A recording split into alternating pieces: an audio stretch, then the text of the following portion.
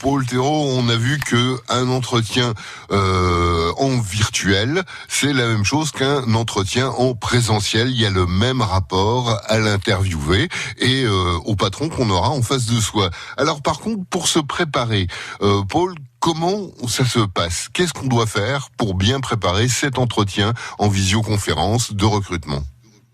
Alors, la première chose à préparer, ce sera de choisir un lieu adapté à cet entretien, un endroit où on sera au calme, où on ne sera pas dérangé. Et il se peut, dans certains contextes, que ce ne soit pas du tout facile.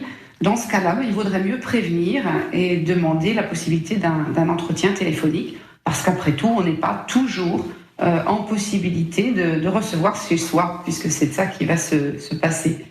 Après ça, après avoir choisi ce lieu, il va falloir choisir...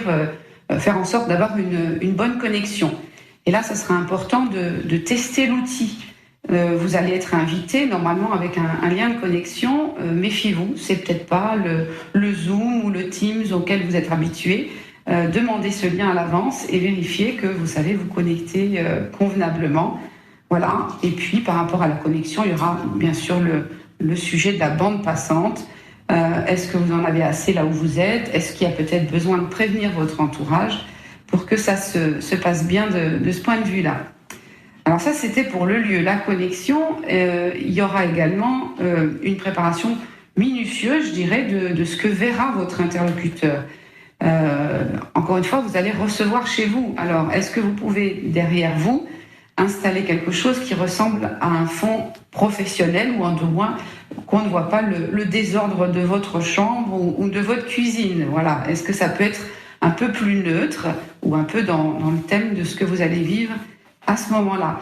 Un aspect auquel on ne pense pas forcément, c'est l'éclairage. Vous voyez, si vous êtes en entretien en visio avec quelqu'un et qui voit une ombre toute noire, il va être assez frustré de ne pas vous avoir rencontré. Peut-être qu'il n'en aura pas une conscience très claire, mais voilà, ça peut faire vraiment la différence.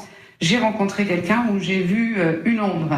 Donc, régler cet éclairage, ça nécessite peut-être un peu d'aménagement et faites ces essais à la même heure qu'à l'heure de votre entretien, parce que suivant si c'est le matin ou le soir, vous pourriez être très très surpris.